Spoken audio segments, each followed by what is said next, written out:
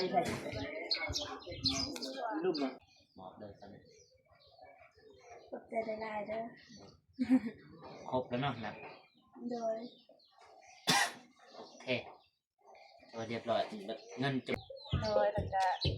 สุขสันต์วันคริสต์มาสเด้อเอื้อยแล้วก็อ้ายขอให้พระจงมาขอให้พระเจ้าจงมาคุ้มครองครอบครัวของเอื้อยพรแล้วก็อ้ายพรพุทธสอนพุทธเกศรเด้อแล้วก็ขอให้เอื้อยกับอ้ายแล้วก็ขอให้เอื้อยกับอ้ายจงมีเย็นเป็นสุขกายสุขใจเด้อขอให้สุขภาพแข็งแรงอายุมันคนยืนปรารถนาสิ่งใดก็ขอให้ได้สิ่งนั้น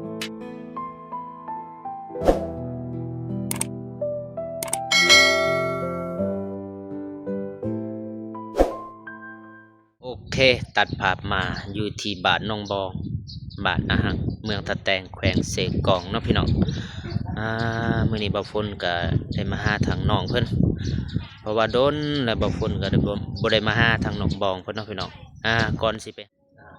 ปหาน้องบองก็กราบทักทายสบายดีเด้อสวัสดีคนพี่น้องเพิ่นสุขทุกคนบ่อยู่ในและก็ต่างประเทศก็ยินดีต้อนรับเข้าสู่ช่องบ่าวฝนลาวใต้คือเก่าเด้อพี่น้องนี่ก็ได้มาหาทางน้องเพิ่นแล้วก็ได้เสร็จหาทางเบาตูนแล้วก็ให้เบาตูนพามาเนาะแต่ว่าเบาตูนเพิ่นคาเวียงเพิ่นว่าบ่เป็นหยังดอกเบาฝนมาหาผู้เดียวก็ได้แต่ว่าเบาฝนได้ได้ประสานหาทางเบาตูนเรียบร้อยเนาะเพราะว่าเบาฝนก็สิมอบเข้าหรือว่าผู้ใหญ่ใจบุญได้ฝากให้น้องบองแล้วก็เบาตูนจำนวนนึงแต่ว่าบนตูนมันคาเวียบเพิ่นว่าบ่ได้เข้ามาบางคนก็เลยได้เข้ามาผู้เดียวเนาะมาทางน้องบองเพิ่นเอ้าเพิ่นจะได้บางคนก็สิเอาเข้าไปมอบให้น้องเพิ่นข้าวสารจำนวนสอบนึงเนาะไปสิแบกเองดอกมือกล้องกับมือไม้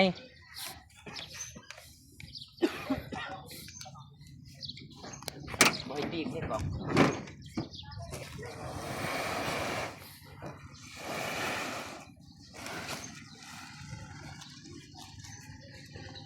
คล้องเด้มาแบบซอยคล้องก็จะคล้องวะ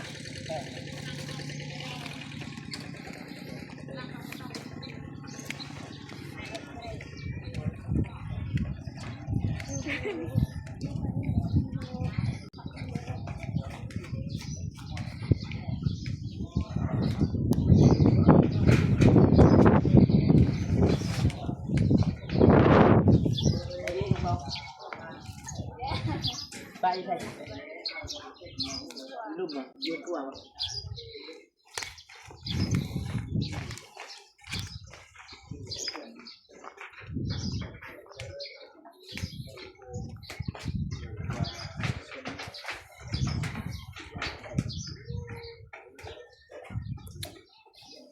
ไปเรื่องขึ้นมา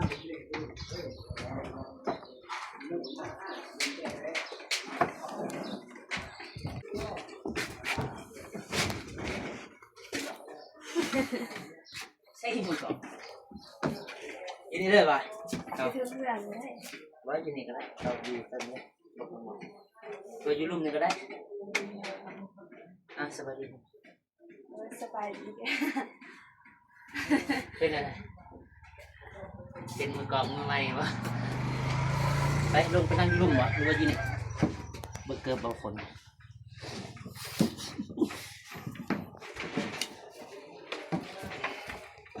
แจ้งปะแจ้งอยู่นั่งยินดีก็ได้แจ้งนี่สปอตไลท์โอ้ดื่มเอากินน้ำกินไหนก่อนกินบ่มือก่อนบ่ต้องได้กินได้มากินหมดกินบ่ได้เอาหน่อยนึงบาทเดียวกันบ่อยู่ทะแตง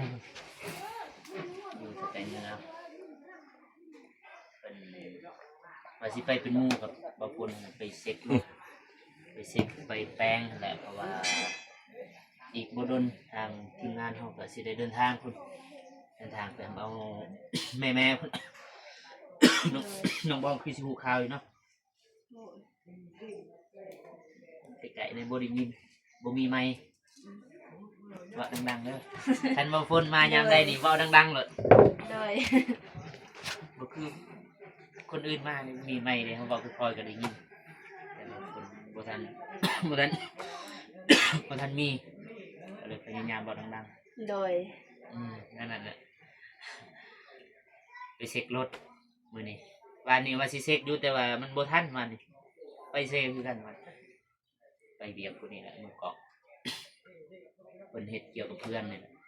โดย เป็นเพื่อนหักเมาคือว่าผู้หนึงอยู่เมืองสะแตงพุ่นน่ะคันสิเว้าก็ได้เฮ็ดเกี่ยวกับเพดานนี่บ่ตูนเคยติดต่อเพิ่นอยู่ว่าสิเป็นเพื่อนกัน โดย เคยขึ้นเฮือนบ่พุ่นบ่ขึ้นเทิงเฮือน บ่ บ่เคยบ่เป็นบ่เคยแล้วก็เห็นหั่นแหละผลงานเพิ่นเฮ็ดเพดานหรือว่าตกแต่งเรโนเวทเรือนประมาณนี้ล่ะมาเข้าเรื่องมาเลยซื้อข้าวมาฝาก โดยแต่ได้หลายเด้อ เนาะใจผู้ใหญ่หน่อย ที่แท้หั่นบ่คนได้โทรหาบ่ตูนนะโทรหาบ่ตูน รุ่นว่าจะได้ บ่คนหั่นว่าสิมามอบเงินที่ว่าผู้ใหญ่เพิ่นฝากบ่ตูนน้องบองให้เป็นเงินบ่คนบ่ขอเว้านะเพราะว่าเพิ่นบ่ได้มาก็บ่เว้ามีแต่บ่คนก็นี่แหละซื้อข้าวมามอบให้น้องบองแล้วสิเอาเงินจำนวนหนึงมาให้น้องบอง โดย ว่าสิเว้าเรื่องอันนี้แหละเรื่องเฮือนเรื่องเฮ็ดอันนี้นะเรื่อง โดย สีเฮ็ดสีก่อสันลุมเขาเอิ้นได้วะ แต่ก็บ่เว้าดอกเพราะบ่ตูนเพิ่นบ่มาหาเวียกเพิ่นว่าบ่คนโทรหาเพิ่นอยู่ก่อนสิเข้ามานี่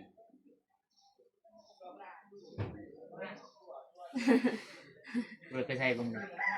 บ่ เฮ็ดหยังบางอย่างนี่อยู่ เขาจุดอันนั้นจุดใบ บ่น้องบองเฮ็ดหยัง น้อ เป็ ง นกาแฟอีหยังกาแฟน้องบองบ่ โดยกำลังสิตากกาแฟ ตากกาแฟได้จักซอบเป็นกาแฟ บ่ฮู้ ได้จังว่าบ่ฮู้บ่ได้ไปเก็บบ่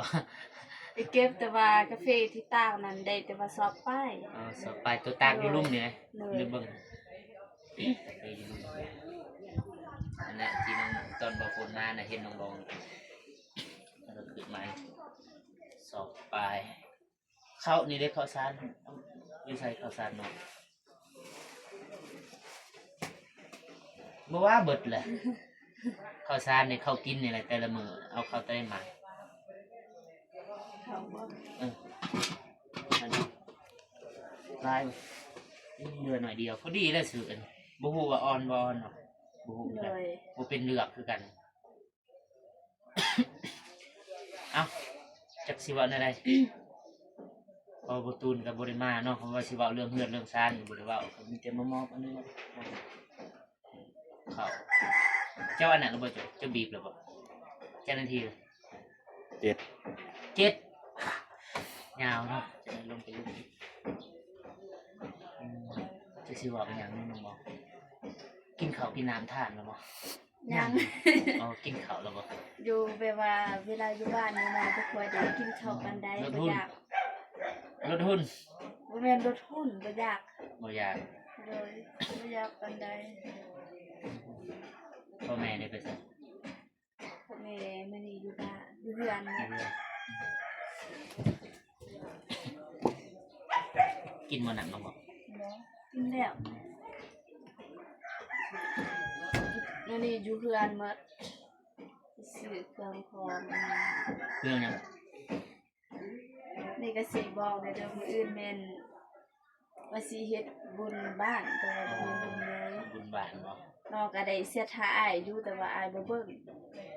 เซ็ตหา โดย ทางเฟซบ่ ทางเฟซ บ่สู้ได้เข้าปานใดเฟซ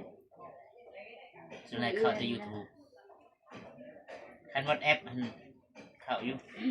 บ่ที่ว่าอ้ายเซ็ตหาน้องมันเซ็ตคือโทรบางยามนี่ว่าสิมาหาเด้เฟซบ่สู้ได้เข้าปานใดเฟซ โดย เราฝนเราได้ถ้าใส่ฝนนี่ก็เข้าอีก เห็น ส อ่ อ อง นอยู่เห็นอ่อนอยู่ บ่ โดย จังหวะเนี่ยคือบ่เห็นจะน้อยสิบ่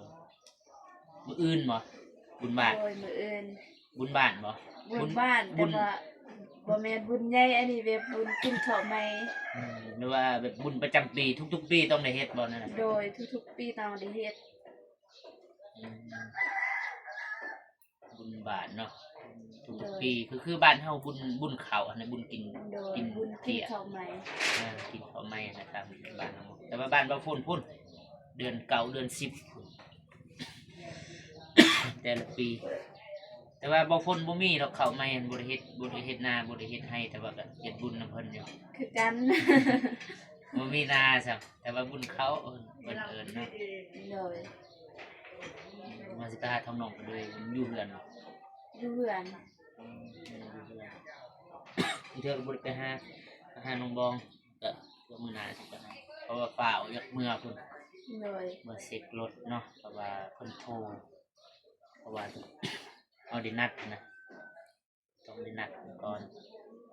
เช็ครถเรียบร้อยใส่เบรกใหม่บ่พร้อมเบรกเบิดแล้วแล้วก็อีกบ่ดนก็สิเดินทางพุ่นล่ะจะได้ตู้สักออกสักผ่านปกติดีอยู่ที่ ใส่ปกติ มื้อหน้ามีงบก็ หรือว่ามีเงินเฮ็ด2สัตว์เลยเพื่อนสัตว์ลุมสัตว์เทิง เฮ็ดเจ้าของยังสิก่อเจ้าของ จังหวะแล้วตัวนี้ขึ้นกับน้อง ก็ยินไอ้ตุนเว้ามื้อนั้นว่าสิก่อ2ห้อง สิเฮ็ด2ห้องเนาะเพิ่นว่า โดยห้องนั้นเจ้าของ มื้อหน้ามาว่ากันใหม่อีกสิเว้ากันเพราะว่าบ่ตูนเพิ่นบ่มาเด้ ถ้าสมมุติมีเงินนะ ไออยู่กินน้ำเย็นอีกแห้งตื่มอีกไอ้บุรีไทยคลิปลายมือเลยโอเคเขาเรื่องเท่านึงจุดประสงค์บางคนมากคือมาหมอบเขาเปาหนึ่งหรือว่าสอบหนึ่งแล้วก็สิมาหมอบเงินทางบอกเนาะพี่น้องเงินที่ว่าผู้ใหญ่ใจบุญที่ต่างประเทศนี่เป็นฝากเนาะไอคอนเพิ่นกับแม่พรเพิ่นพุทธเกศรเนาะเพิ่นเคยช่วยเหลือน้องบองตลอดมาแหละนับตั้งแต่พุ่นนั้นเนาะน้องบองเนาะ โดย ตั้งแต่เริ่มเฮ็ดเรือนนั่นแหละแล้วก็เพิ่นก็ช่วยเหลือทาง คนทุกข์คนยากนี่แหละทางลาวไต้พุ่นแหละทางสายบุญเฮาเพิ่นเฮานี่เป็นสะพานบุญให้เพิ่นแล้วก็ให้คนที่ว่าตกทุกข์ได้ยากนะครับแล้วก็บางคนก็สิมามอบเงินให้น้องปองจำนวน100เหรียญนั่นแหละบางคนบ่ผิดบ่ถูกบ่ฮู้คือกันถูกบ่เมื่อก่อน100เหรียญ หน่อยเรียน รายเดือนก็ตกอยู่ประมาณ2 ล้านเอ็ดประมาณนี้2 ล้าน1 แสนเนาะนี่บุคคลก็สิมาน้องกันปะนำบุคคลนนจนเสีย ลืม พอดีแล้วมื้ออื่นน้องอยากซื้อหยังก็ซื้อเครื่องใช้หั่นน่ะส่วนตัวน้องแล้วแต่น้องสิใส่หยังซื้อครีมซื้อทรงซื้อเสื้อก็แล้วแต่ เนาะ ก็ซื้อเครื่องในเรือนครัวเนี่ยหรือเครื่องใส่ในครัว บ่ตัวนี้อ้ายเพิ่นให้เจอหลักๆของอ้ายคืออยากให้น้องนะอยากให้ซื้ออันใดที่ว่าน้องอยากได้คิดว่าอยากได้แบบส่วนตัวน้องอะนะ สมมุติว่าทรงบ่เสื้อบ่กับแป้งบ่ไปเสริมความสวยก็แล้วแต่น้อง พอแต่แบบเอาเงินจำนวนนี้ไปเฮ็ดที่สิ่งที่มันประโยชน์ให้ตัวเองมันไปเฮ็ดให้สิ่งที่แบบบ่มีผลประโยชน์อะนะ เลย 100เหรียญเนาะพี่น้อง100เหรียญถูกอยู่2 ล้านเอ็ดประมาณนี้แหละแต่ว่าในนี้เกินเพราะว่าเงินหลายๆคนนะทางอ้ายเพิ่นโอนมาให้ แต่ว่าบุคคลบ่ได้ไปให้ท่านเป็นหมอว่าสิไปมอบให้บ่ตูนนํแต่ว่าเป็นค่าเวียกอ้ายเพิ่นโอนพุ่นละ 2-3 มื้อหลังว่าสิมาให้วานนี้แต่ว่าเมื่อเซ ก็เลย บ่ได้มาให้อีก